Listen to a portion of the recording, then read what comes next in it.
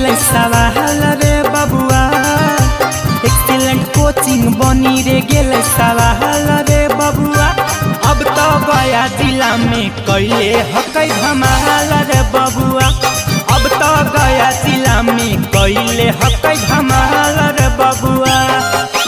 कतन कोचिंग के अखिया हो गेल लाल रे बबुआ, कतन कोचिंग के अखिया हो गेल लाल रे बबुआ। अब तो रेडियंट कोचिंग कैले हकै धमाल रे बबुआ, अब तो एक्सीलेंट कोचिंग कैले हकै धमाल रे बबुआ।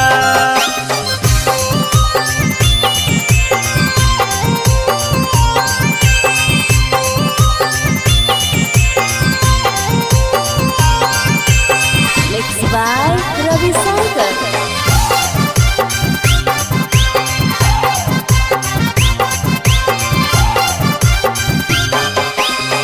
सहारा कोचिंग के हवे रेडियंट बाप हो, पढ़ाई यहाँ होबा हकौ ना होबा हो जाप हो, ना होबा हो जाप।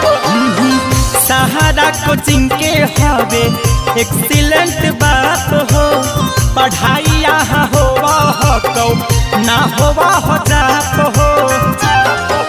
पढ़ाई में राहुल सर जी पका लेथिन बाल रे बबुआ, पढ़ाई में अवधेश सर जी पका लेथिन बाल रे बबुआ। अब तो रेडियंट कोचिंग कैले हकै धमाल रे बबुआ, अब तो एक्सीलेंट कोचिंग कैले हकै धमाल रे बबुआ।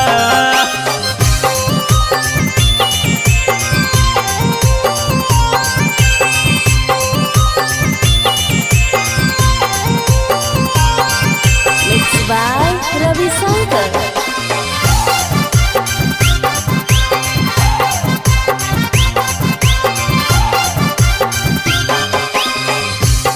कर पढ़ावल भैया लेलकै रोजगार हो, कतना बनलै पुलिस दरोगा कतना थानेदार हो, कतना थानेदार। हाँ हाँ तीन कर पढ़ावल भैया लेलकै रोजगार हो, कितना बनलै पुलिस दरोगा कितना थानेदार हो।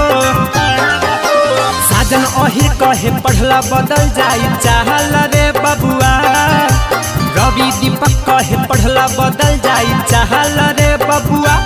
अब तो रेडियंट कोचिंग कैले हकै धमाल रे बबुआ, अब तो एक्सीलेंट कोचिंग कैले हकै धमाल